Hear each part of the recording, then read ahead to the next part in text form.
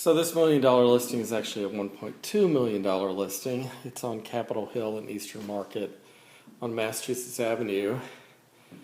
It's an older house that has well-maintained hardwood floors. It's 2 stories and a basement. It has a lot of architectural features that somebody might want to keep, like these arches. It has radiator heat. It has a lot of woodwork. It still has a window unit air conditioning. It looks out on a very fancy street. It's not far from Eleanor Holmes Norton, who lives in a kind of gentrified, almost lily white neighborhood in Capitol Hill, which is hard to do. Anyway, the odd thing about this house, which I tried to show before when it was for sale with one of the big brokerages, and the keys had disappeared. I think that's because the owner had taken them away and was relisting it. The odd thing about it is we're on the 2nd floor, and it's been cut up into at least 2 apartments. I think there may be a 3rd one in the basement. So you have to do a lot of work to restore it into just being a house, if you want it to be a house, or a house with a rental unit in the basement, but not one unit on the 1st floor and one on the 2nd. We're on the 2nd floor. Here are the stairs down to the 1st. And everything in it is kind of in good repair, but not particularly attractive. So the 2nd floor has basically been turned into a kind of 1-bedroom apartment. It's landlocked. There's the backyard.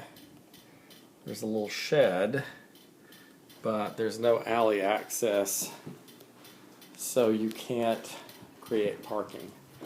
Kind of between Lincoln Park and Stanton Park and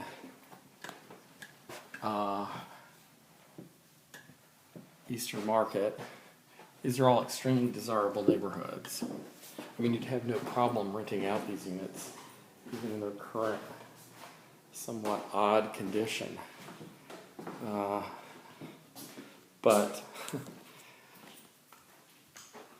there's a lot of work to be done here to make it actually into a house. Let's go look at the 1st floor. You can see it has really high ceilings, especially on the 1st floor. It has this original stained glass in the transom. These older light fixtures have remained, as well as the original medallions. Fireplaces, kind of square pseudo bay window looking out onto your various yuppie neighbors. Another kitchen in what used to be, I don't know, a hallway between a dining room and a living room maybe. Then off the kitchen, here there is this bathroom. It's not a half bath, it's an actual bathroom. It has this little teeny old square tub in this little weird space where there's a window.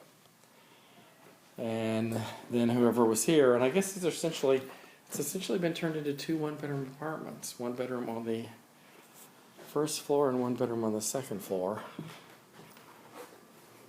So this is the 1 bedroom on the 1st floor. This is the bedroom. And then you have this landlocked backyard. This is $1.2 million. We're going to go look at another $1.2 million house that is closer to the Capitol as opposed to Eastern Market. And we'll see how big a drop-off there is, if any, for being at the closer location. Again, this house does actually also have a basement that I think has been turned at this point into a rental unit. I'm not positive that we're going to include that in this tape. So if you really need to see that, you're interested in the property, you have to call me and I'll come back and make a separate tape of the rental unit for you and either post it or email it to you privately. I'm assuming that it's not particularly more interesting visually than this floor. And so although it may be interesting in a pure real estate sense, here with the washer and dryer and the hallway landing, although it may be interesting in a pure real estate sense, and it may be a decent rental property, I am today not all that willing to film it, just because I don't think it's going to be particularly worth looking at. Anyway, here's the neighborhood. Or the neighborhood.